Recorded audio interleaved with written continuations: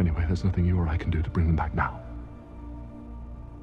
He has risen, baby girl. Fuck! And I don't want the world to see me, 'cause I don't think that they'd understand. This is Branch, a character from Tower Heroes. This is Twisted Sprout, a character from Danny's World. Try to guess where this is going.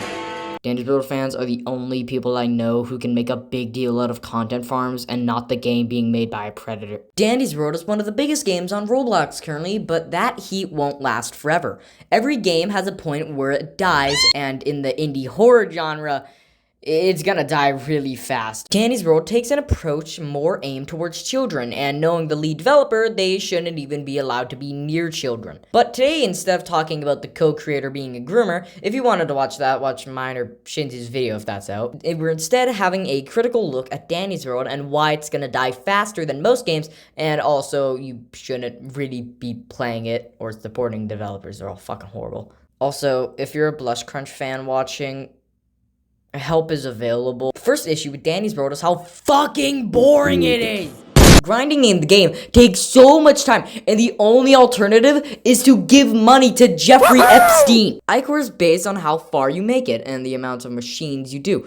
But the problem with this is you get so fucking little. It's absurd. I got a Floor 25 game on stream and only got like, what, 300 Ichor? That sounds good, right? Unless it didn't take a fucking hour and it was the most boring and painful hour of my life. I hated it. Plus, that account was gonna be banned anyway because, oh, if you talk about our co-creator being a predator, we're gonna fucking kill you. If you do like most of the work, you'd probably get a lot more, but that's fucking lame. Another factor that makes this game so fucking boring is how repetitive and basic it is. You guys are about, they gotta me make Tower Heroes videos. Shut the fuck up! To put it simply, the game is quite literally just a ripoff of Minus Elevation, and the machines are just like Flood Escape. The community knows the game is boring, which is why they play roleplay games. Update, they added their own roleplay. Quo hates their fans, like it's fucking insane. And so many animators waste their talents on this, and I kind of get why. The game has bright, colorful characters in what is supposed to be a horror game.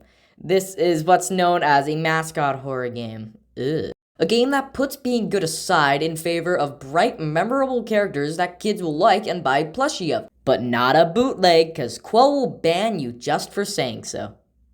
One of the other problems with the game is how fucking buggy it is. The day it came out, I was playing as Poppy and fell over. This is the day before I got banned, by the way. And I couldn't move. I genuinely just couldn't move. Stamina is just like fucking unbearable in the game too. It's awful. Like depending on who you're playing as, recharge is slow and goes way too fast. This is partially why most of the people's strategy is just, oh, let's get a pebble to read all the .exes. Wait a minute, .exe in the script? Oh my god. That Sonic.exe is also made by a predator.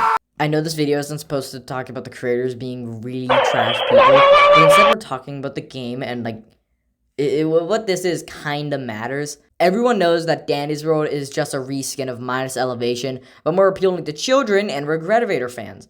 But they've gone the extra mile to say that neither of them have ever played the game, despite having admitted to in their server. And what makes it even more ironic is the fact that the first teaser for Danny's World was posted 11 days after Rox played Minus Elevation for the first time. And Qual played it like way earlier though. Jake, or Rox, has a history of stealing things, like stealing stuff from 12-year-old me. But that doesn't really mean much for Danny's World other than, you know, copying Minus Elevation. But seeing as how every game they've made so far has been a copy of something says a lot about an already really scummy group. This is like George Orwell's book, 1984. The point I wanted to get across through this video is Danny's World ain't all that. It's not enough to play for more than an hour, and it's definitely not worth defending a predator over. If you like the game, you should really not play it or like support the developers. It's a really bad reskin, and the creators are just genuinely awful, so it would be best to not purchase stuff like Ichor and any future Game Passes. And of course, if you want to hear about what Rox did and how Quo actively enables him to continue, watch my video and Shinzu's if it's out by the time this is out, but I doubt that. It's taken a while. I give Dandy's World until December. Good night, everybody! Also, you guys should boycott the game. Like, Rox is terrible, and what Quell has been doing to cover up, like, everything he did is still really bad.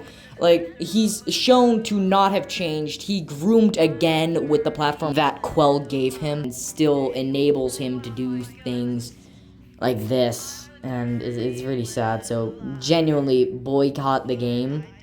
It's really not that hard to not play. I'm hyper-fixated. You're cuckoo for pedophilia, okay? By the way, a lot of the jokes in this were just on my Twitter. Follow my Twitter. Dandy's World is not what is important here. Human lives are, well, unless they're minors that my friend groomed. Alright, goodbye, everybody. We'll be back again.